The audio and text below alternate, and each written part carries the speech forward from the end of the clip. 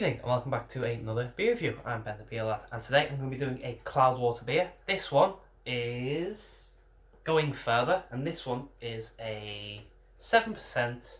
It says the blend of barrel-fermented cider and lager. It says that there. This one I got from the Trembling Madness website for £6 ish, £5-6. It was quite expensive, but then again, I haven't had a beer that is a cider and lager. Yeah, it was an interesting one. Now we got the receipt. What have we got? How much did it cost me exactly? £6.90, so it was almost £7. So there. Anyway, yeah, it's a little not damaged. It's got a bit of scratches on the thing. Anyway, it says it's a collaboration with Oliver's. I don't know who Oliver's are. Don't know if it's a brewer or if they're just someone who gave them certain hops or whatever. I don't know. There's some guff here.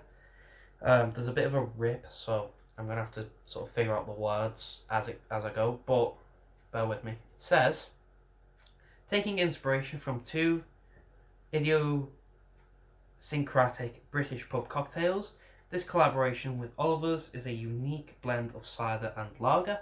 We fermented apple juice in a bourbon barrel over 6 months and blended with Hell's Bock, conditioned in a port barrel for the same duration before adding lemon juice prior to bottling. Best paired with going further in your efforts to show love to those that matter most. Made with time and love at Cloudwater in collaboration with Oliver's. It's a vegan beer. I think it's a little V shape, and then it's got like sort of a plant on the end of the V. So vegetarian, that's not vegan. Yeah. I found out today that this technically is snakebite without the blackcurrant. Snakebite is just cider and lager mixed together, and it gets you really drunk really quick because it's mixing your drinks. Anyway, going off a little, let's crack it open and see what we've got. That is the lid. It's a plain silver lid. So let's have a look, see what we got.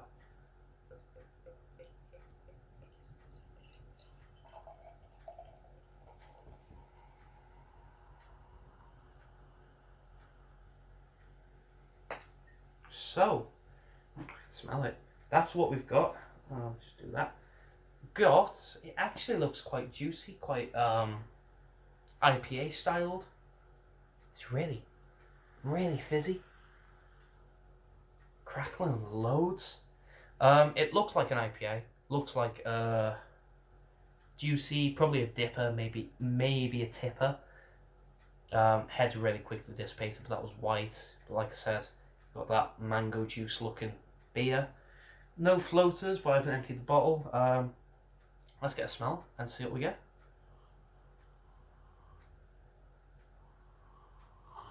Oh, I smell apples straight away. It's apple cider. A hint of pears. I've got a little bit of malt and a lot of hops. It does smell like it's like smelling a cider and a lager at the same time, like just one at each nostril. It's really weird. I should say I haven't had a snake bite, so I don't know what they're like, but I guess I'll find out. Kind of. It smells nice. Let's get a mouthful for body and cup.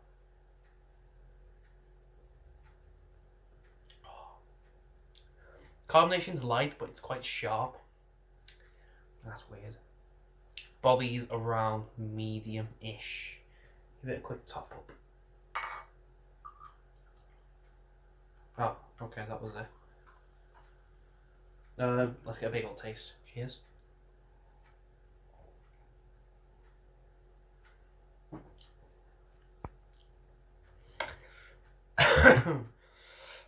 It's tarty. It's almost sour-like, where it makes your cheeks go in a bit. I can see it more resembling a cider than a lager, but it does have that lager flavors lingering about as well. So like I said, it's an apple cider, so you've got like biting into proper fresh crunchy apples. You've got the cider flavors. I don't do ciders on the channel, so there, if you're not a cider drinker, it's quite sharp, quite, depending on your cider, fruity. This one, like I said, it's apple, so it's sharp and it's apple and it's tart. You do have your lager flavors as well there. You've got your malts, you got your hops, you've got your, I don't know what to call it, more of a expensive lagers, probably like Peroni, pardon me, or an Amstel or a Coors sort of lager.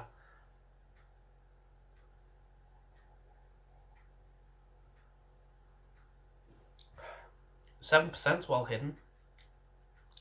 It just, when it does it, it does this thing where it goes like a cider and then instantly drops, and as it drops, this lager just really takes over. So it does this really big change and then goes back and sort of finishes together, but it's a really weird one. Never had a beer like this ever.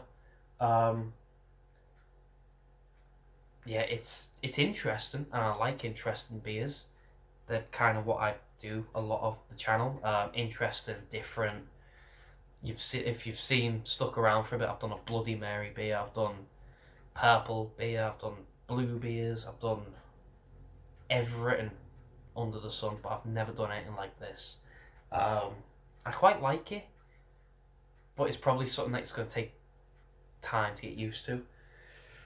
I think I'll probably get to here before I got used to it and started to enjoy it properly, but I don't know, it's one of them. I think you'll either like it or you won't. I think if you're a cider drinker, I think if you're a connoisseur of the alcohol, like you like a bit of everything, you probably will like this. If you like your ciders and your lagers, you like a little bit of everything, you will like this.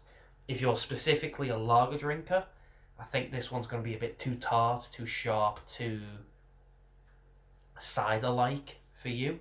And vice versa, if you're a cider drinker, I think this one's going to have that lagery taste to it, and it's one of them. I personally will drink anything, and that's there. So that's why I kind of like this. But if you're one or the other, I don't think it's for you. But if you want to try it, definitely go give it a go. I think with that, I'm going to go away and enjoy it, because I do like it. It's just, like I said, going to take a bit of getting used to. I think if I had 2 bottles of this, I could get through one, and then, like I say, get to about here, start to enjoy it, and then crack open the other and actually enjoy it. But I've only got one. So, Cloudwater's going further, a blend of barrel-fermented cider and lager. Actually, before I go anywhere else, it does say it was blended with Hellsbock in port barrels, bourbon barrels. I can't taste the barrel. I think that's a bit of a disappointment, because I kind of was expecting bourbon barrel flavors and port barrels flavors, but I don't get any of that. So thinking about it now, I was gonna give it an 8, but an 8 or a 9. But now thinking about it, I'm probably gonna give it a 7, 7.5. Anyway, like I was saying, out of 10. 7.5. I think 7's too strict, but I think an 8 is too generous. So I'm gonna go half and half and give it a 7.5. So if you've had this before, please let me know. Let me know what you think. If you like it, if you don't, if you've not had it, I'll leave a link to Cloudwater. But like I said, I got mine from the Trembling Madness website. Cost me just under £7, which I think is a bit expensive, but if you like it, you like it. If you like the video though, thumbs up, thumbs down, all that usual stuff. If you want to subscribe, consider doing so, because the show must go on, etc, etc, so on and so forth, and I'll see you later. Bye.